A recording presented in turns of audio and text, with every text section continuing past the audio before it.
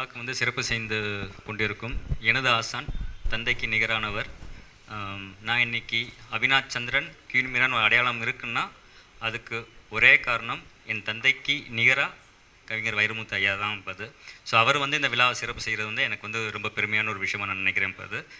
அதுக்கப்புறம் நெக்ஸ்ட் வந்து மதன் கார்கே அவர்களோட ட்ராவலும் ஐயா மூலமாக தான் எனக்கு கிடச்சிச்சு. ஸோ அந்த ட்ராவலை பற்றி நான் ஒரு சில வார்த்தைகள் நான் வந்து பேசுவேன் இப்போது. ஸோ மதன் இங்கே வந்து சிறப்பு செஞ்சுருக்காரு, மதனுக்கு நன்றியை தெரிவிச்சுக்கிறேன். ஸோ எனக்கு வந்து அனில் சாரை வந்து அறிமுகப்படுத்தினது வந்து மதன்.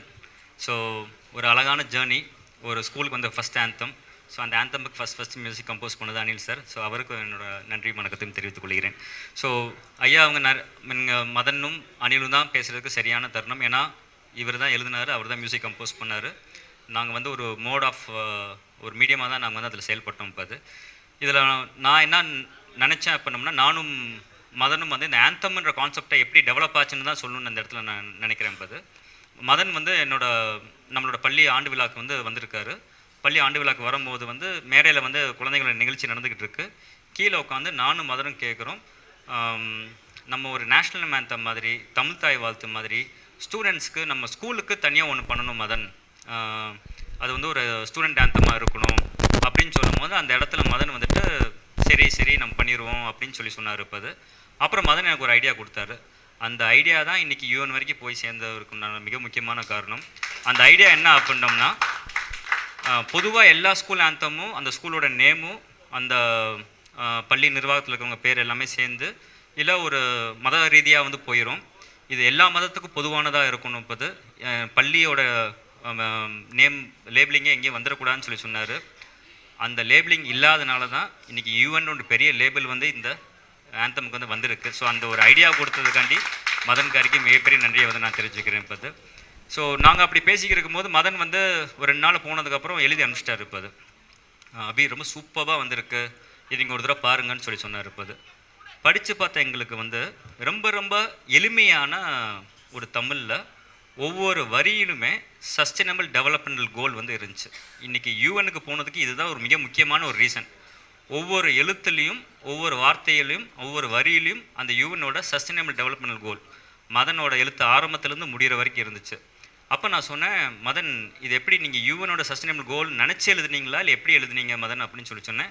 அந்த கேள்விக்கு மதன் தான் பதில் சொல்லணும். இப்போ நான் சொல்லக்கூடாது அந்த இடத்துல. இப்போ ஸோ அந்த மாதிரியான ஒரு லிரிக்ஸ் சூப்பராக வந்துச்சு. எங்கள் ஸ்கூலுக்கு கிடைச்ச முதல்ல ஒரு ஆந்தமோட லிரிக்ஸ். அப்புறம் வந்து அனில் சார்கிட்ட கொடுக்குறாங்க. அனில் சார் வந்துட்டு எப்பவுமே மதன் சாருக்கும் அனில் சாருக்கும் ஒரு இது காம்பினேஷன் எப்படி அப்படின்னோம்னா, ஒரு நாளில் வேலையை முடிச்சிடுவாங்க. ஒரு நாள் வந்து அதிகம் நினைக்கிறேன் அவங்களுக்கு. மதன் சொல்லவே அவர் வந்து கம்போஸ் பண்ணி முடிச்சிடுவார். இப்போ அது உடனே அனில் சார் கம்போஸ் பண்ணிட்டாரு, எல்லாம் ரெடி, குழந்தைங்களாம் கிளம்பி வாங்க அப்படின்னு சொல்லிட்டாங்க. ஸோ நம்ம குழந்தைகள் உத்தார உன்னிகிருஷ்ணன் அவங்க இருக்காங்க, அவங்க தான் லீட் வாய்ஸ் பண்ணாங்க.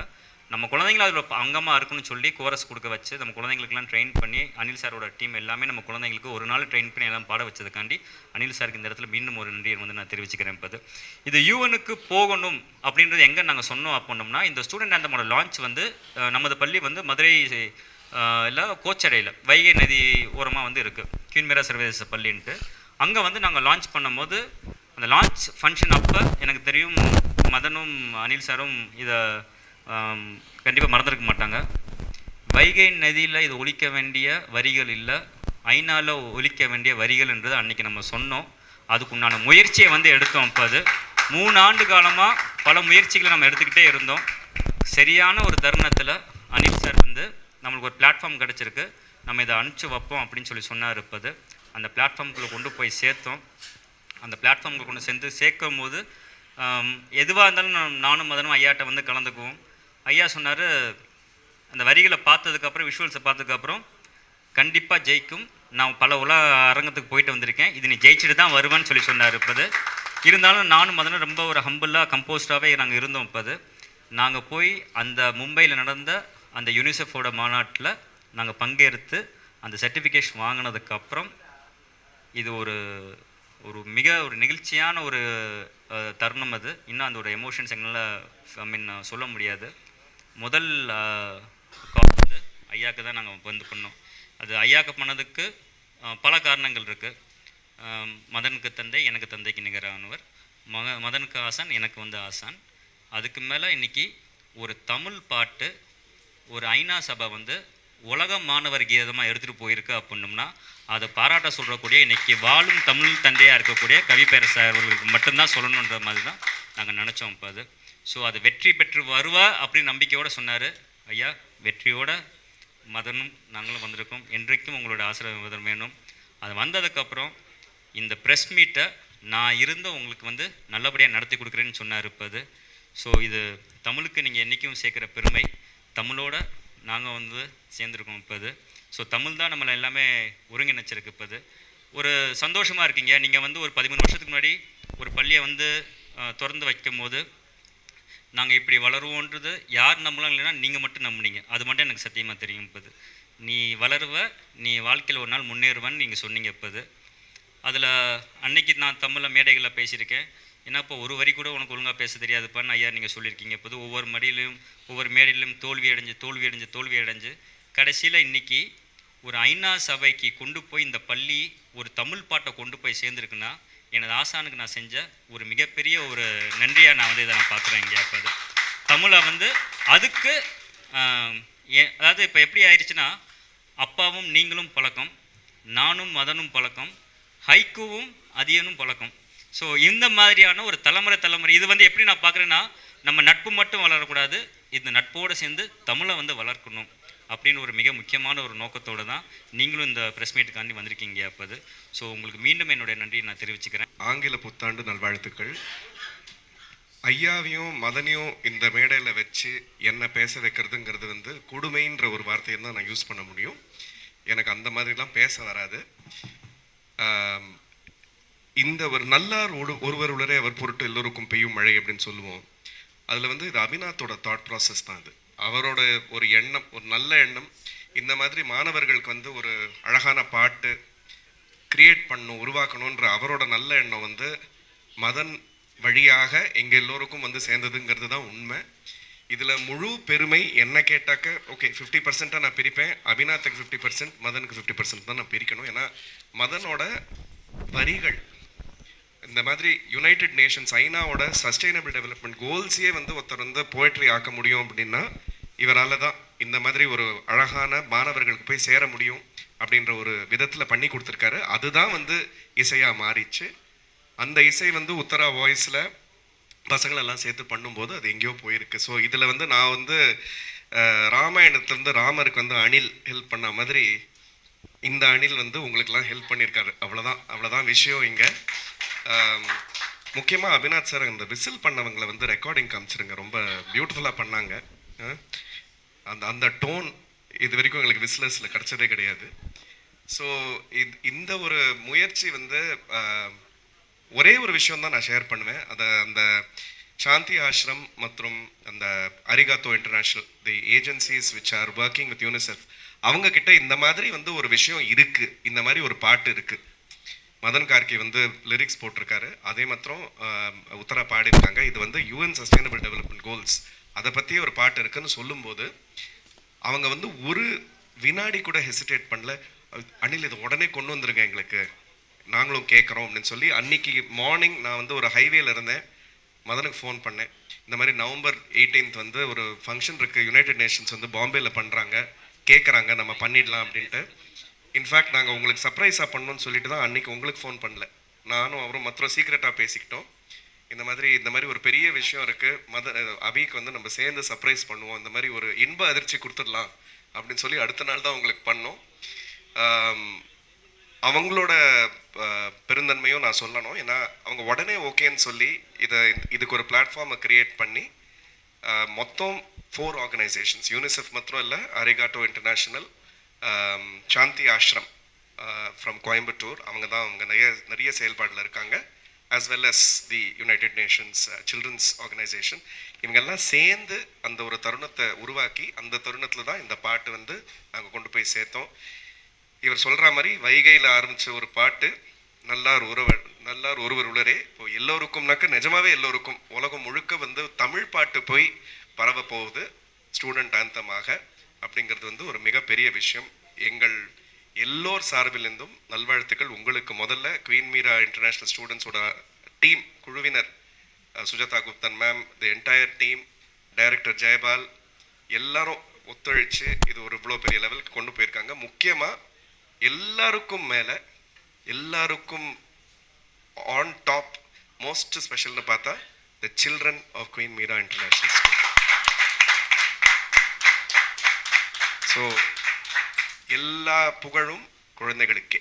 இந்த விஷயத்தில் குழந்தையும் தெய்வமும் ஒன்றுன்னு சொல்லுவாங்க. அவங்களுக்கு தான் அன்னைக்கு அந்த சபையிலையும் ஆஸ் அ மியூசிஷியன் நான் இதை சொல்லலாம், ரொம்ப நல்லா பாடினாங்க, ரொம்ப அழகாக பாடினாங்க.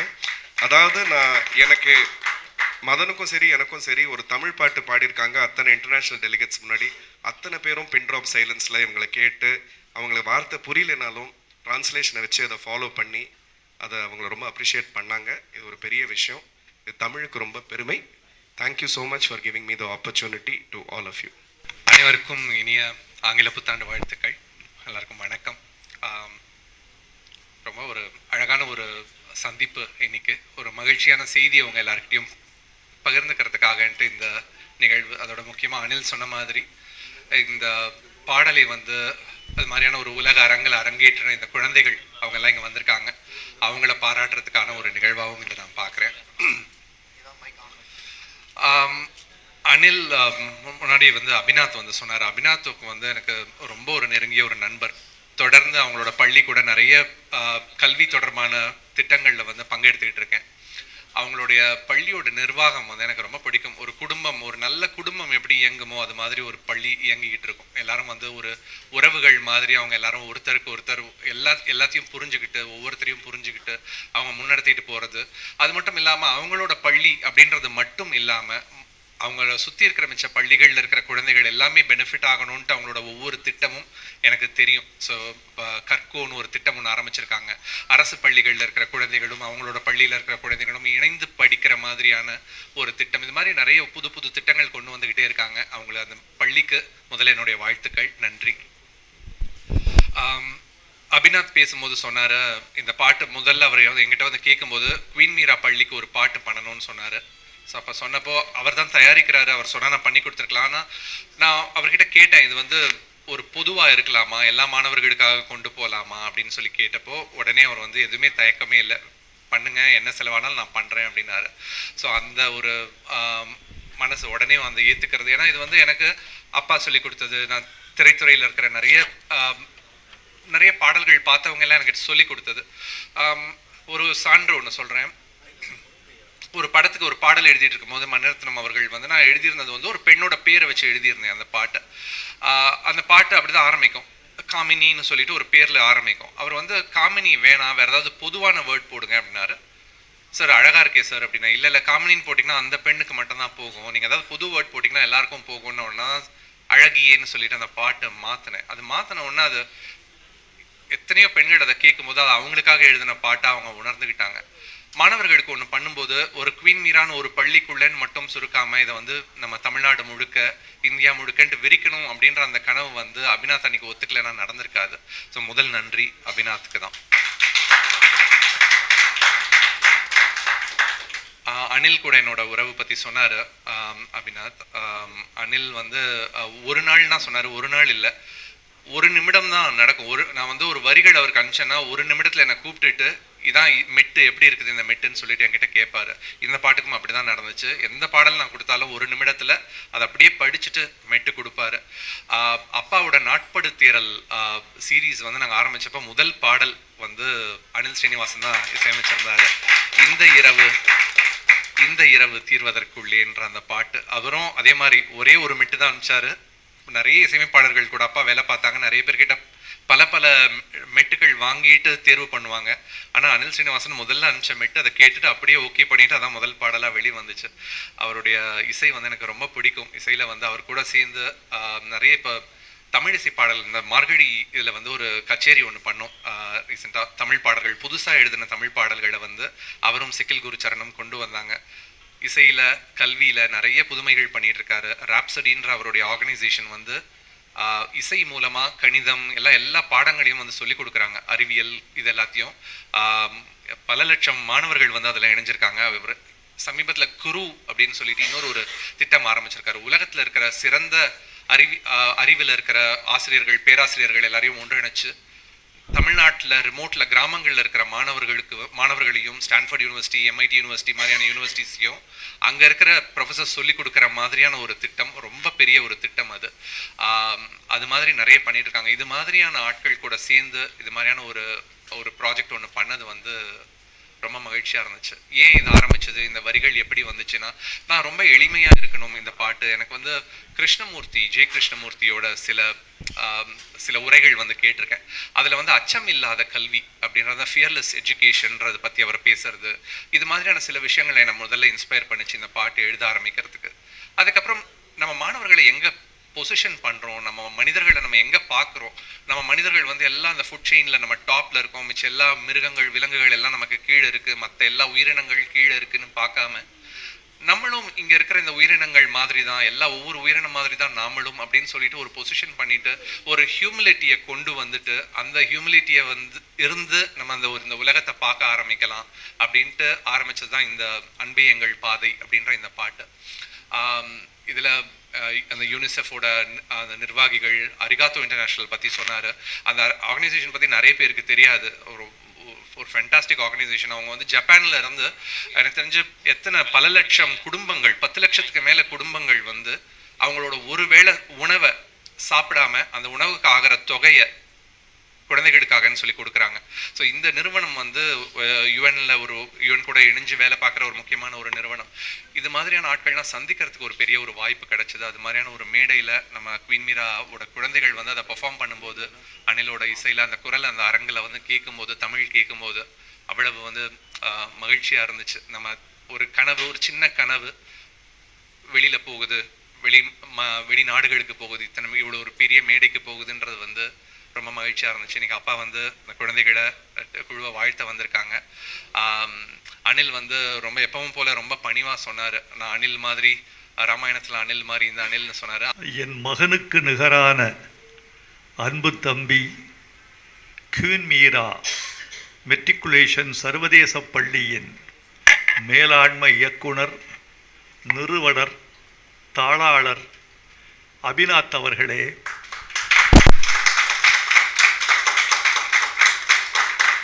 இந்த இனிய விருதுக்கு மூலப்பொருளாக திகழும் என் அருமை நண்பர், இசையமைப்பாளர், கலை மாமணி அனில் சீனிவாசன் அவர்களே,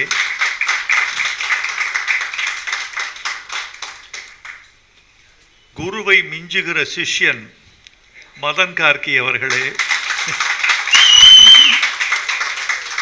குவீன் மீரா பள்ளியின் முதல்வர் சுஜாதா குப்தன் அவர்களே,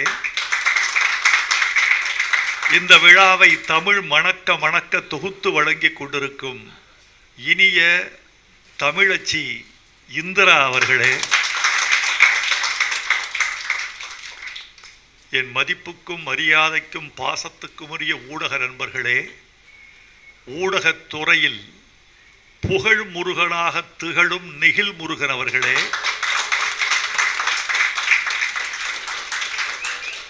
அருமை நண்பர் வையாபுரி அவர்களே, உங்கள் அனைவருக்கும் எனது அன்பான வணக்கத்தை தெரிவித்துக் கொள்கிறேன். ஆங்கில புத்தாண்டு வாழ்த்துக்களையும் உங்களுக்கு உரித்தாக்குகிறேன். நண்பர்களே, நான் மிகவும் பெருமையோடும் பெருமிதத்தோடும் நின்று கொண்டிருக்கிறேன். பெருமைக்கு காரணம், வைகை நதிக்கரையில் ஒரு பள்ளி, குவீன் மீரா மெட்ரிகுலேஷன் சர்வதேச பள்ளி, ஒரு உலக சிந்தனையை சிந்தித்து அதை உலகத்தின் உச்சத்திற்கு தமிழை கொண்டு சேர்த்திருக்கிறது அபிநாத்தின் மூலமாக என்ற பெருமை. அதற்கு காரணங்களாக என் நண்பரும் என் மைந்தனும் திகழ்கிறார்கள் என்பது எனக்கு பெரிய பெருமை. மிக எளிமையான காரியம் அல்ல இவர்கள் நிகழ்த்தி இருப்பது. தமிழை தமிழாகவே உலக அரங்கில் ஐநாவின் துணை அமைப்புகளுள் ஒன்றான யுனிசெஃப் நிறுவனத்தின் வாயிலாக வேர்ல்டு ஸ்டூடெண்ட் ஆந்தம், உலக மாணவர் கீதம், இது உள்ளூர் மாணவர் கீதம் அல்ல, உலக மாணவர் கீதம் என்ற முத்திரையோடு இந்த பாடல் சர்வதேச அளவில் புகழ்பெற்று ஒலிக்கவிருக்கிறது என்பது எளிமையான காரியம் அல்ல. எனக்கு தெரியும், இந்த போட்டி மிகுந்த உலகத்தில் எவையெல்லாம் தடையாக இருக்கும் என்பதை நான் அறிவேன். அந்த தடைகளையெல்லாம் தாண்டி தமிழை உலகத்தின் உச்சிக்கு கொண்டு சென்றிருக்கிற இந்த பெருமக்களை நான் பாராட்டுகிறேன். இதில் நான் அடைகிற பெருமையெல்லாம் ஒன்றுதான், வைகை நதிக்கரையிலிருந்து தமிழை உலகத்தின் நதிக்கரைகளுக்கு கொண்டு சென்றிருக்கிறீர்கள். இது எனக்கு பெருமையாக இருக்கிறது. நண்பர்களே, இந்த பாடலை எழுதியவர் மதன் கார்கி என்பதில் நான் தந்தையாக அல்ல, ஒரு தமிழனாக பெருமைப்படுகிறேன்.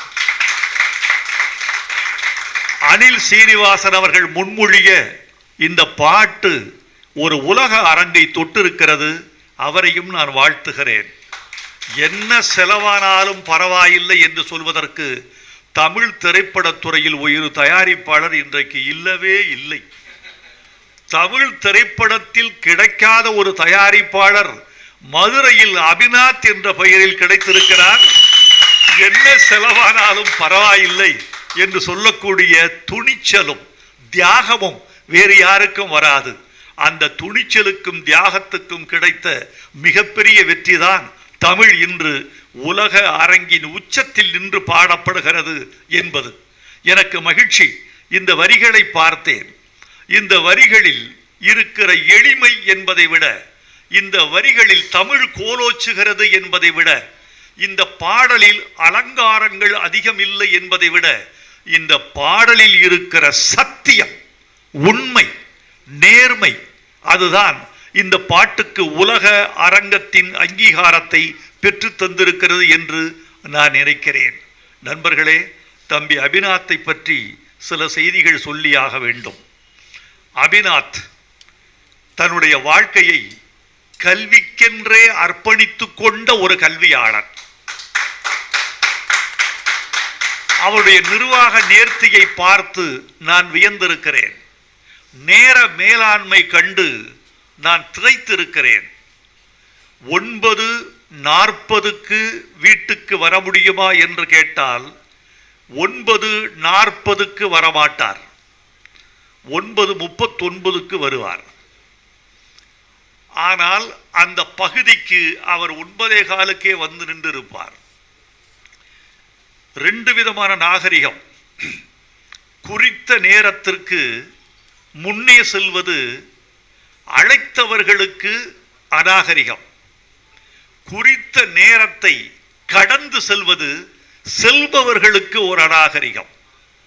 நானெல்லாம் கடைசி 10 மணிக்கு ஒருவர் வருகிறார் என்றால் 9:58 வரைக்கும் நான் ஒரு பணியில் இருக்கிறேன் என்று பொருள்.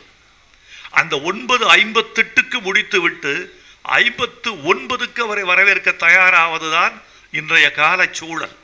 அதனால் 9:30 மணிக்கே அங்கே சென்று இருப்பது ஒரு வகையான வன்முறை என்று நினைப்பேன். அந்த வன்முறையை ஏற்படுத்திவிடக் கூடாது. இவர் என்ன செய்வார், 9:15க்கு அந்த பகுதிக்கு வந்து விடுவார். வந்துவிட்டு 9:38க்கு கதவை தள்ளி 9:39க்கு காட்சி அளிப்பார். இந்த மேலாண்மையை நான் மேல்நாட்டில் தான் பார்த்திருக்கிறேன். தமிழ்நாட்டில் அப்படி கடைபிடிக்கக்கூடியவர் அபிநாத். அவர் கல்விக்காக தன் உடலை, உழைப்பை, உயிரை, தன் பணத்தை, தன் வாழ்க்கையை அர்ப்பணித்துக் கொண்டிருக்கிற ஒரு இளம் கல்வியாளர். எனக்கு தெரியும், இன்னும் 10 ஆண்டுகளில் தமிழ்நாட்டின் குறிப்பிடத்தக்க கல்வியாளர்களில் ஒருவராக அபிநாத் திகழ்வார் என்ற நம்பிக்கை எனக்கு இருக்கிறது. அந்த நம்பிக்கையை நான் உணர்ந்து சொல்கிறேன். நான் ஜோசியம் சொல்ல மாட்டேன், மிகையாகவும் சொல்ல மாட்டேன். நான் உணர்ந்து சொல்கிறேன். இந்த செய்தி உண்மையாவதை நீங்களே கண்கூடாக நாளை காண்பீர்கள். அனில் சீனிவாசன் ஒரு இசையமைப்பாளர் என்று பல பேர் நினைத்துக் கொண்டிருக்கிறீர்கள். இல்லை, அவர் இசை ஆசான். எத்தனையோ இசை விற்பனர்களுக்கு இசை கற்றுக் கொடுத்து கொண்டிருக்கிற ஆசான். அவர் இன்னும் கற்றுக்கொண்டிருக்கிறார், கற்பித்துக் கொண்டிருக்கிறார். ஒரு தேர்ந்த இசையமைப்பாளர். இந்த இரவு தீர்வதற்குள்ளே என்று நான் ஒரு பாட்டு எழுதி கொடுத்தேன். இந்த இரவு தீர்வதற்குள்ளே என்னென்ன நடக்கும் என்பது அந்த பாட்டின் உள்ளடக்கம். முதல் வரியிலேயே என்னை திகைக்க செய்து விட்டார். இந்த இரவு தீர்வதற்குள்ளே என்கிற அந்த ஒரு வரி இசையில் இரவு சொட்டு சொட்டாக நகர்கிற அனுபவத்தை எனக்குள் ஏற்படுத்தி விட்டார். அது சாதாரணமல்ல. எம்.எஸ். விஸ்வநாதன் அவர்களை கேட்டேன், எம்.எஸ். அவர்களை கேட்டேன், உங்களுக்கு மூத்தவர் கே.வி. மகாதேவன் ஐயா அவர்கள், அவரை எப்படி மதிப்பிடுகிறீர்கள் என்று கேட்டேன். அவர் மாதிரி பொருள் தெரிந்து இசையமைப்பவர்களை நான் பார்த்ததில்லை என்று சொன்னார். ஊடகங்களுக்கு இது ஒரு முக்கியமான செய்தி. பொருள் தெரிந்து தமிழின் பொருளை வாங்கி இசையமைக்கக்கூடியவர் கே.வி. மகாதேவன் அவர்களைப் போல் யாரையும் பார்த்ததில்லை. ஒரு எடுத்துக்காட்டு சொல்ல முடியுமா? சொன்னார். கவிஞர் கண்ணதாசன் எழுதி கொடுத்திருக்கிறார் ஒரு பாட்டு, கடவுள் மனிதனாக பிறக்க வேண்டும், அவன் காதலித்து வேதனையில் வாட வேண்டும். இந்த பாட்டு, கடவுள் மனிதனாக பிறக்க வேண்டும், அவன் காதலித்து வேதனையில் வாட வேண்டும். இதில் என்ன சிறப்புன்னு கேட்டேன். ஐயோ, மாமா என்று அழைக்கப்படுவார் கே.வி. மகாதேவன். மாமா கடவுளை எங்க வச்சாரு தெரியுமா? எப்படி? கடவுள் மனிதனாக பிறக்க வேண்டும். என்ன சொல்றீங்க? கடவுள் உச்சத்தில் இருக்காரு. கடவுள் பிரிச்சார். மனிதனாக பிறப்பதற்கு அவன் தரைக்கு வர வேண்டும். அப்படியே கீழே கொண்டு வந்தார். அந்த உணர்வு, பொருள், அந்த செயல் எல்லாம் தெரிகிற மாதிரி இசையமைக்க வேண்டும். அன்பே எங்கள் பாதை என்பது முதல் வரி. இந்த அன்பே எங்கள் பாதையை ஒரு மேற்கத்திய வல்லிசை போட்டு அன்பே அன்பே எங்கள் பாதை இதுவே ஒரு வன்முறையாகிவிடும். ஆனால் அன்பே எங்கள் பாதை, அறிவே எங்கள் பயணம், அச்சமில்லா நெஞ்சம் கொண்டால் அழகாய் எங்கள் உலகம் என்று எளிமையாக எழுதியிருக்கிறார் மதன் கார்கி. மதன் கார்கி உணர்ந்து செயல்படுவார். எந்த இடத்தில் விஞ்ஞான சொற்கள் இட வேண்டும், எந்த இடத்தில் இலக்கிய சொல் பெய்ய வேண்டும், எந்த இடத்தில் எளிமையை கையாள வேண்டும், எந்த இடத்தில் பொருள் புரியாத வார்த்தைகளை போட வேண்டும், எந்த இடத்தில் பொருள் புரிகிற வார்த்தைகளை போட வேண்டும் என்று எழுதியிருக்கிறார்.